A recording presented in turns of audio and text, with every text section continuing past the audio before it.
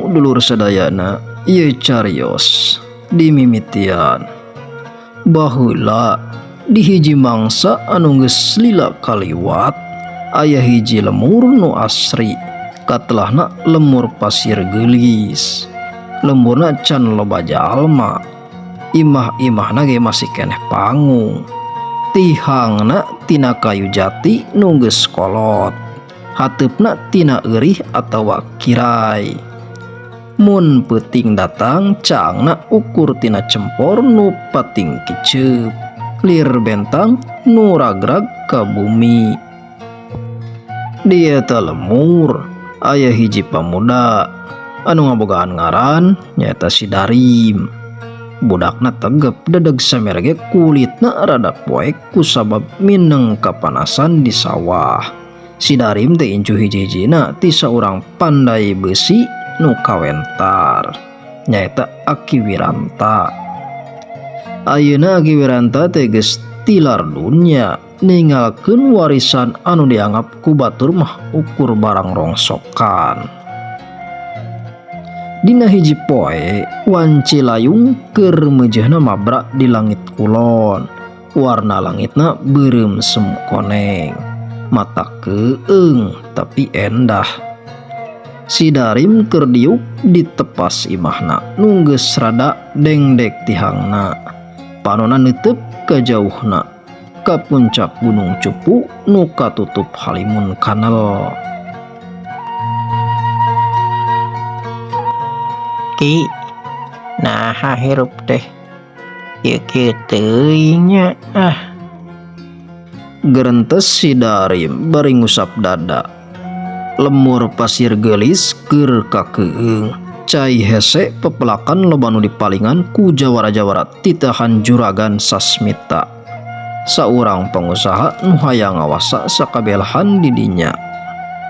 Si Darim ngarasa teu walak kaya, leungeun kosongna teu bisa ngalawan kakuatan nu jahat. Manehna nangtung tuluy asup ka jero kamar leutik nu bau lebu jeung haseup menyan titinggal akina. Di juru kamar aya hiji bungkusan lawan bodas nu geus rada pusem. Memeh maotna Aki Wiranta kungsi carita.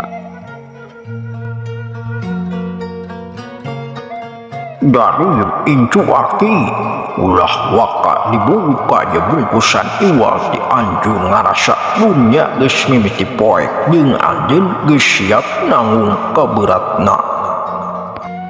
Kitu cacaritana Aki Wiranta mangsa harita. Ku leungeun nu ngaleper si Darim muka eta bungkusan lalaunan pisan. Srog tina jero lawan bodas teh kaluar hiji bedog. Sarangkana tina kai sana keling nu diukir motif naga sungsang. Gagangna tina tanuk muning bule nu bodasna ciga gading gajah. Pas leungeunna si Darim nyagap gagangna aya hawa tiis nu ngalir tina dampal leungeun terus kana jantungna. Hatena ngadadak ratug. Waktu si Darim nyabut eta bedog tina sarangkana, sring aya sorang yang leutik. Pamor bedog teh herang nyacas, tapi aya semu hideung di tengahna. Eta bedog teh teu herang ciga kaca, tapi ciga cai talaga nu jero. Poek tapi mere bayangan nu jelas.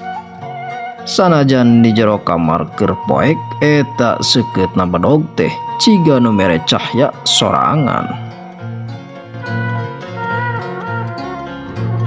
iya bedog ninian teh Ceuk si Darim ngahlas nyebut ngaran pakarang nungan saukur dicaritakeun dina dongeng samemeh sare ku akina. Si Darim ngusap wilah bedog ku jempolna teu karasa getih netes tina ramona. Sakali netes eta getih langsung diserep ku wilah bedog, leungit tanpa urut. Di luar tatangga ngadadak jempe. Sato-sato nu biasa gandeng, sakadang anjing nusok ngagonggong. kabeh pating jarempe ciga nusieun ku simak nu kaluar tina imah si Darim. Eta bedog teh lain ukur pakarang, eta bedog teh boga nyawa.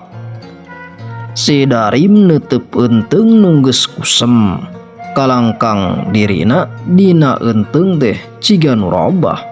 Panonna nu biasana leuleuy ayeuna mah katembong seukeut lir panun heulang nu keur ngincer mangsa.